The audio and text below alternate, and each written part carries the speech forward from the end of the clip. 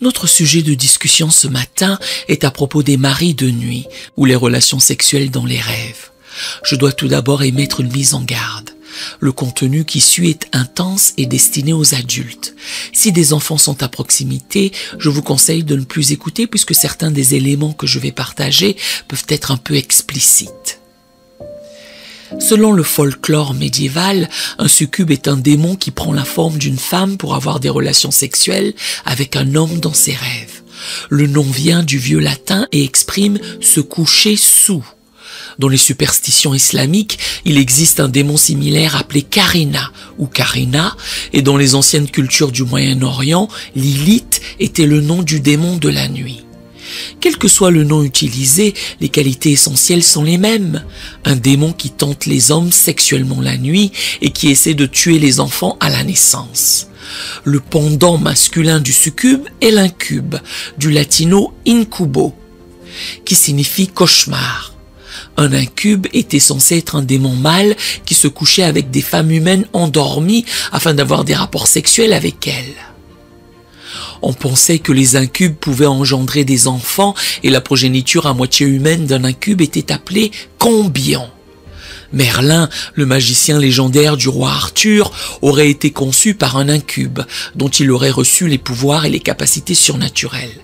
Les succubes et les incubes semblent être le produit de superstitions médiévales et des tentatives d'expliquer les phénomènes naturels qui se produisent pendant le sommeil. Cauchemars, rêves sexuels, paralysie du sommeil et terreur nocturne. On croit également qu'il s'agissait de tenter d'expliquer les viols nocturnes et autres agressions commises sur les femmes par des amis, des parents ou même des membres du clergé. Il aurait été plus facile d'attribuer ces attaques au surnaturel que d'admettre qu'elles provenaient de quelqu'un en position de confiance. Mais n'était-ce véritablement que cela? En tant que chrétiens, on nous met en garde contre l'adoration des démons, Lévitique 17, verset 7, et même leurs noms doivent être oubliés, Zacharie 13, verset 2. Certains étudient les démons en s'imaginant que cela les aidera à mener le combat spirituel. Néanmoins, tout ce qu'il faut savoir sur l'ennemi est ceci. Tout esprit qui ne confesse pas que Jésus-Christ est venu dans la chair n'est pas de Dieu. 1 Jean 4, 3. Nous devrions nous appliquer à mieux connaître celui qui nous a délivrés de la puissance des ténèbres et nous a transportés dans le royaume du Fils de son amour, en qui nous avons la rédemption, la rémission des péchés. Colossiens 1, versets 13 à 14. Lorsque nous gardons la parole de Dieu dans notre cœur, elle nous empêche de pécher contre lui, Psaume 119, verset 11, et nous livre les armes pour repousser toute attaque de Satan ou de ses démons, Éphésiens 6, verset 17. Dans mon rôle au sein du ministère, plus précisément en ce qui concerne la délivrance, nous avons à plusieurs reprises rencontré des individus qui affirment avoir eu une interaction sexuelle avec un démon pendant leur sommeil. Plusieurs rapportent avoir des enfants dans le monde spirituel, bien qu'ils ne puissent pas concevoir dans le monde physique. D'autres décrivent un manque d'affection envers leur conjoint, une incapacité à se marier ou même des cas de violation sexuelle. Je me souviens en particulier d'un récit troublant impliquant une femme qui affirmait avoir été violentée par une entité démoniaque pendant qu'elle était au centre commercial. Cette entité la violait en plein jour. Pour certains, de telles anecdotes peuvent sembler farfelues, voire aberrantes. Or, elles ne sont pas rares. Presque tous les ministères de délivrance vous confirmeront avoir rencontré des situations similaires lors de leur culte. La question à se poser est: est-ce biblique? La Bible y fait-elle allusion? Jetons-y un coup d'œil. Deux passages bibliques peuvent faire directement référence à ce type de démon. L'un des manuscrits de la mer morte dépeint un être appelé la séductrice, qui a des cornes, des ailes et une multitude de péchés dans ses ailes. Cet être tente les hommes dans le péché et les entraîne finalement dans la fosse.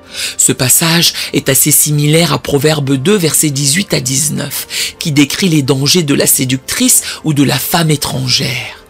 En décrivant les résultats du jugement de Dieu sur Édom, Ésaïe chapitre 34 verset 14 stipule: « Les animaux du désert y rencontreront les chiens sauvages et les boucs s'y appelleront les uns les autres. Là, le spectre de la nuit aura sa demeure et trouvera son lieu de repos. » Une autre traduction indique: « Là aussi, la Lilith se reposera et trouvera sa tranquille habitation. » Sur certaines Bibles, il y a un petit astérisque sur le terme Lilith.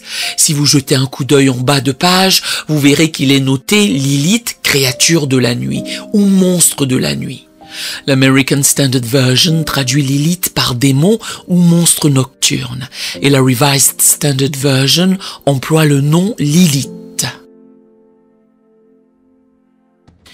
Les succubes existent-ils? Si nous considérons les croyances répandues dans les cultures anciennes, la réponse doit être oui.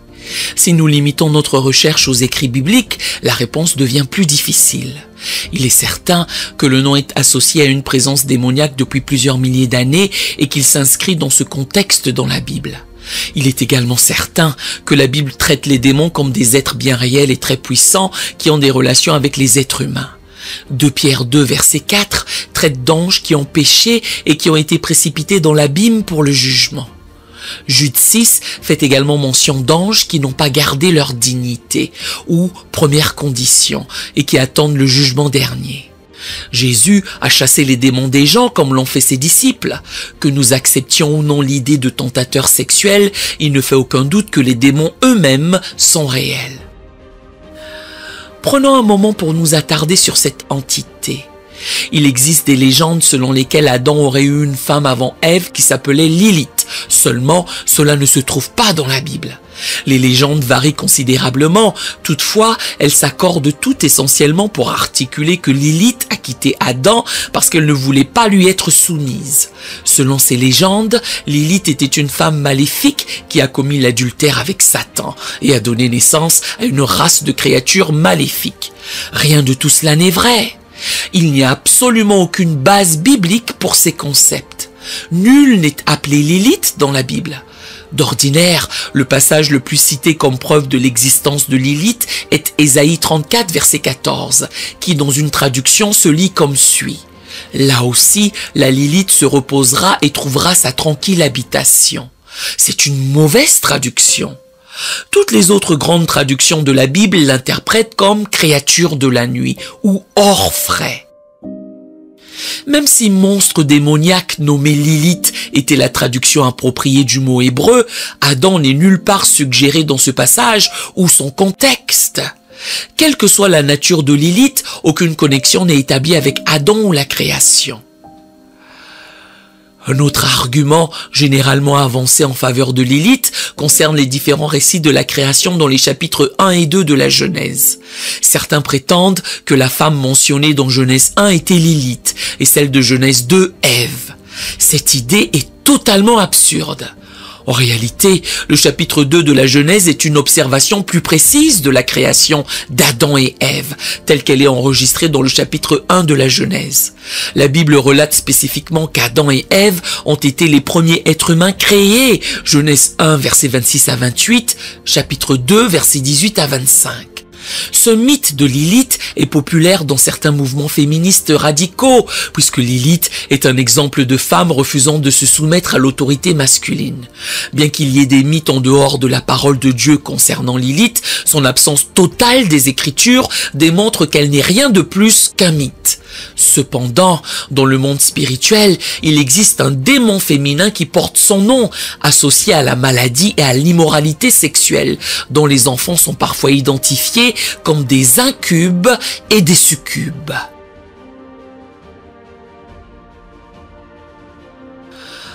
La plupart des religions de ce monde reconnaissent ces démons appelés incubes et succubes, où cette entité masculine vient pendant le sommeil pour avoir des relations sexuelles avec les femmes et cette entité féminine vient pour avoir des relations sexuelles avec les hommes, les séduit et vole leurs enfants. De nombreux mythes ont circulé à ce sujet, tant dans la culture juive que dans d'autres cultures.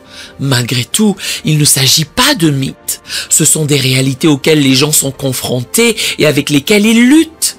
Nous voyons dans le livre de Genèse, chapitre 6, que des entités spirituelles, les fils de Dieu, sont descendus sur la terre. Fils de Dieu que je crois, comme beaucoup de gens, ne pas être les descendants de Seth, mais les anges, qui faisaient partie de l'assemblée divine de Dieu, de l'équipe de Dieu et des membres de son armée céleste.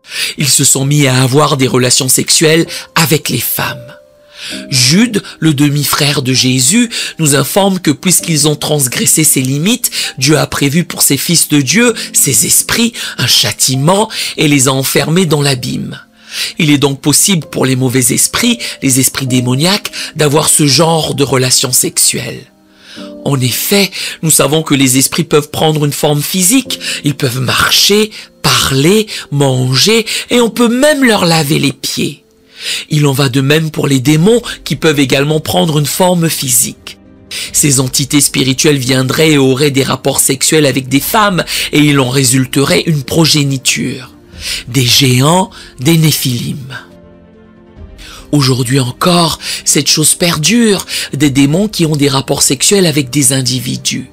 Ils ne produisent pas d'enfants physiques, mais fécondent les individus avec une perversion spirituelle. Ils imprègnent cette âme de confusion spirituelle et les conséquences de ces rencontres perdurent. Tantôt, elles détruisent les relations, détruisent les mariages, détruisent la paix de quelqu'un et sa capacité à fonctionner. L'objectif ultime de Satan est de susciter une crainte, de vous déconnecter de Dieu et des autres.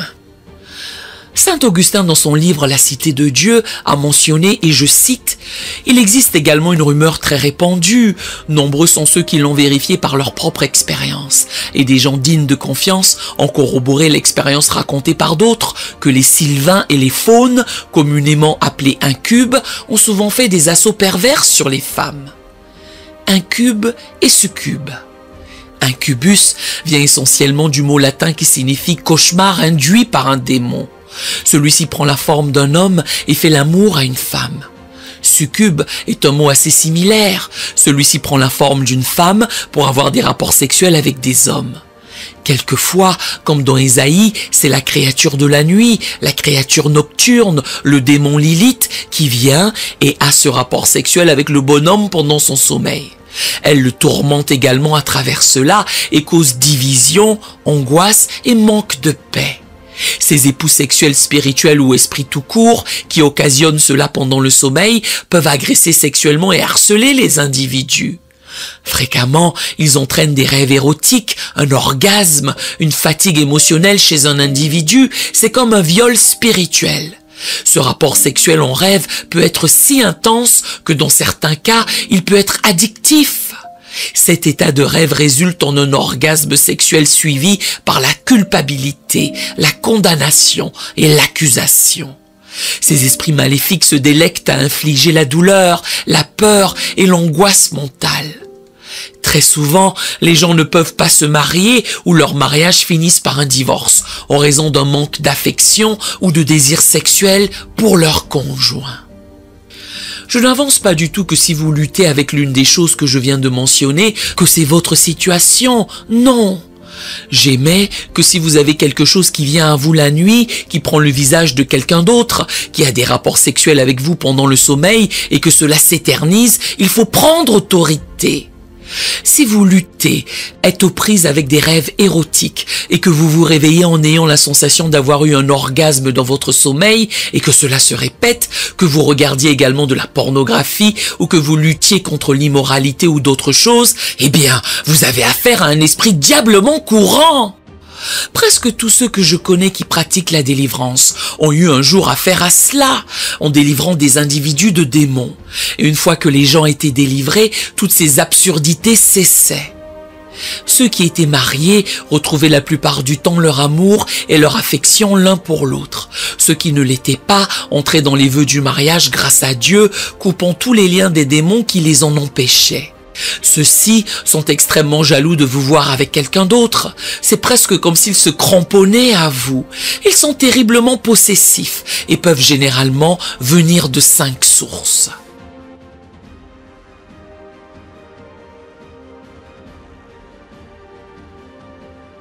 La première est la sorcellerie. les sortilèges, les potions, les filtres d'amour et autres malédictions de convoitise. C'est quand quelqu'un vous jette un sort, peut-être quelqu'un qui veut être avec vous mais ne le peut pas, ou quelqu'un à qui vous avez brisé le cœur. Ils vont voir un sorcier ou un magicien, vous jette des sorts, toutes sortes de potions, de filtres d'amour. Ensuite, vous vous mettez à avoir des expériences bizarres où des démons ne vous permettent plus de profiter d'une relation amoureuse avec quelqu'un d'autre. La deuxième porte ouverte à ces démons sexuels et à ces époux spirituels est le péché sexuel. La fornication, la masturbation, l'adultère, la bestialité, l'homosexualité, la pédophilie, le lesbianisme ou tout autre acte sexuel, y compris le fait d'être adepte de pornographie. Ils ouvrent tous des portes à ces démons sexuels. Ces démons ont un appétit intense, insatiable pour la perversion et l'immoralité sexuelle. C'est presque comme s'ils se nourrissaient de cela. Or, le péché sexuel est une porte ouverte pour les maris de nuit.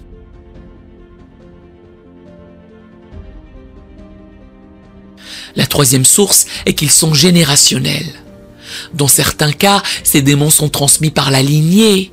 Effectivement, si une génération précédente avait quelque chose à voir avec la sorcellerie, la perversion sexuelle, le viol, l'agression, les attouchements sexuels ou le sacrifice humain, ces démons passent d'une génération à l'autre jusqu'à ce que quelqu'un se lève et décrète « Assez, c'est assez !»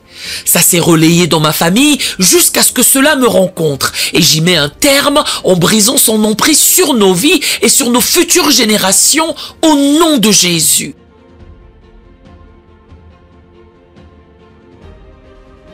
La quatrième est que ce démon peut également entrer par l'abus et l'agression sexuelle. La perversion s'agrippe à la personne abusée et celle-ci devient une victime. Oui, ce n'est pas de sa faute. Seulement, ce démon ne joue pas la loyale.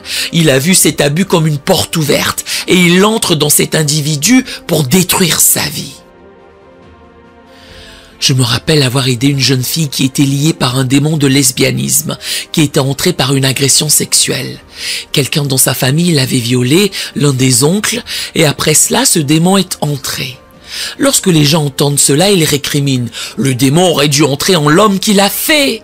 Eh bien, le démon n'avait pas besoin d'entrer en lui car il en avait déjà un, sinon il n'aurait jamais fait cela. Or, quand il a eu ce contact physique avec cette victime, il ne s'agissait pas seulement d'une pénétration et d'un rapport sexuel, c'était également un transfert d'esprit, car les démons se transmettent aussi par l'acte sexuel. Aucun préservatif ne peut vous protéger d'un démon, surtout à travers l'abus. C'est là que les démons entrent et l'individu aura besoin de guérison et de délivrance, pour que tout ce qui s'est accroché à lui soit brisé, surtout un époux spirituel.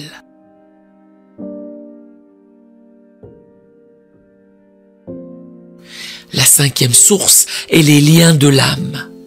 J'ai une autre vidéo qui traite des liens d'âme, ce qu'ils sont, les liens d'âme divins, les liens d'âme impies et comment briser les liens d'âme.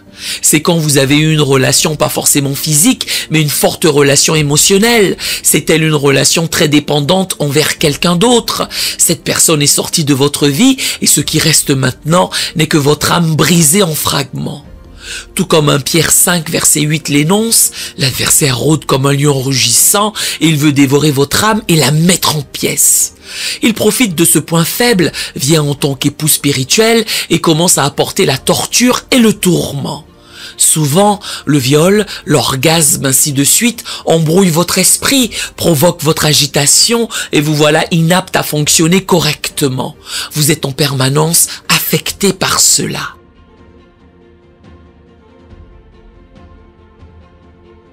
Que faire si vous luttez contre cela? Il se peut qu'en écoutant ce message en ce moment même, vous êtes attaqué par ce mari de nuit, ce démon sexuel, et vous vous demandez que faire? Laissez-moi partager avec vous quelques conseils pastoraux pratiques et en tant qu'homme de Dieu qui croit au ministère de la délivrance, je crois que Dieu peut vous libérer. Tout d'abord, il vous faut consacrer votre vie à Jésus-Christ. Pourquoi? Parce qu'avant tout, lorsque vous le faites, votre corps devient sa possession et votre esprit devient son quartier général. Deuxièmement, Vous devez proclamer que votre corps est la propriété du Saint-Esprit. Non seulement vous devez consacrer votre vie à Jésus, mais vous devez de même déclarer que votre corps appartient au Seigneur. Vous êtes comme ce temple mobile du Saint-Esprit. Il faut trempêter cela à l'ennemi et dans le monde spirituel. Je suis une propriété achetée par le sang de Jésus. J'appartiens au Seigneur. Troisièmement, répudiez cet esprit d'incube et de succube, répudiez cet époux spirituel, répudiez ce démon sexuel, répudiez-le, brisez son emprise sur votre vie, vous avez cette autorité sur lui au nom de Jésus.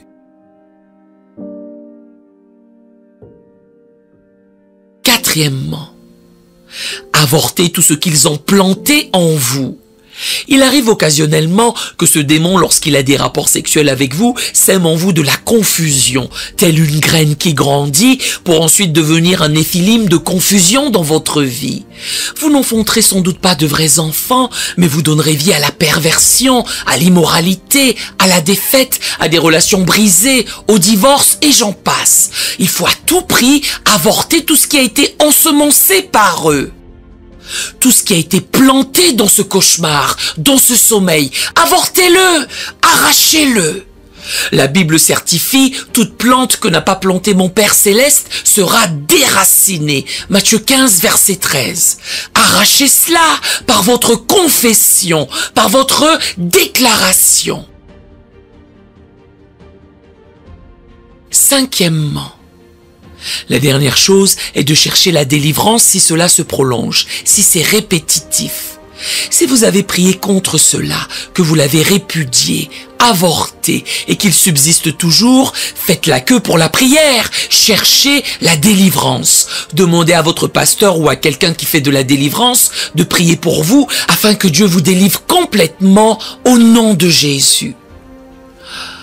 Soit dit en passant, ce n'est pas parce que vous avez subi une attaque une fois que cela indique que vous avez un démon. Je m'adresse à ceux qui endurent cela de manière continue et régulière. Si Satan est venu une fois et qu'il vous a pris en traître dans votre sommeil, cela ne signale pas que vous avez un démon. De même, si Dieu vient dans votre sommeil pendant la nuit et vous expose une vision et un rêve, cela n'annonce pas que vous avez le Saint-Esprit. Nebuchadnezzar, Pharaon et les autres ont vu Dieu apparaître et leur présenter une image prophétique limpide, mais cela n'impliquait pas qu'ils avaient le Saint-Esprit. Ainsi, le fait d'être attaqué ne dénote pas que vous avez un démon. En revanche, si c'est répété, si c'est constant, si c'est persistant, mon ami, ça sent le démon, ça ressemble à un démon et tu as besoin de délivrance. Dieu est là pour vous délivrer, vous libérer et pour vous permettre de dormir. Car la Bible affirme qu'à ses bien-aimés, il donne le sommeil. Psaume 127, verset 2. Il veut pareillement que vous appréciez une relation physique avec un conjoint physique, non dans une sorte de monde fantaisiste avec une sorte d'entité. Les relations sexuelles se font entre mari et femme, pas entre hommes et démons, pas entre femmes et démons. Dieu ne veut pas que vous soyez liés sexuellement avec un autre monde. Il veut que vous soyez liés physiquement, que vous ayez une intimité, que vous quittiez votre père et votre mère, que vous vous attachiez à votre femme et que vous deveniez une seule chair avec elle. Genèse 2, verset 24. Et c'est dans le monde physique, pas dans le monde spirituel. Ce n'est pas avec une autre entité, ce n'est pas avec Lilith, ce n'est pas avec un mari de nuit démon, ce n'est pas avec l'incube, ce n'est pas avec le succube. C'est avec votre conjoint physique. C'est à cela que la relation sexuelle a été créée par Dieu. Il nous faut confronter les forces démoniaques, nous opposer aux puissances des ténèbres et briser leur emprise sur la vie des gens au nom de Jésus-Christ. Je sais que cette vidéo sera étrange pour certains d'entre vous. Vous vous interrogez, qu'est-ce que c'est que tout cela? C'est dingue, c'est du n'importe quoi. Toutefois, le monde spirituel est un monde fou, il est étrange, il est sauvage. Nous ne semblons pas tout comprendre, toujours est-il que nous suivons la lumière, nous suivons la parole de Dieu et nous chassons les démons au nom puissant de Jésus. Nous aimerions vous donner l'opportunité de faire de Jésus le Seigneur de votre vie. Voulez-vous bien prier avec moi? Dites Seigneur Jésus, je me repens de mes péchés. Viens dans mon cœur. Je fais de toi mon Seigneur et Sauveur. Et merci Seigneur pour le baptême du Saint-Esprit en moi. Dans le nom de Jésus. Par cette simple prière, nous croyons que le Saint-Esprit vous conduit sur le chemin de la nouvelle naissance.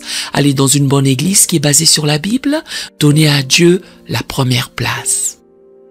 Nous espérons de tout cœur que ce message vous encouragera. Si vous connaissez quelqu'un qui puisse être encouragé, s'il vous plaît, envoyez-le lui. Édifions le corps de Christ ensemble. Nous publions régulièrement des messages, des shorts et des prières. Appuyez sur la cloche des notifications pour vous le rappeler. Merci infiniment de nous soutenir en vous abonnant à notre chaîne. Que Dieu vous bénisse merveilleusement.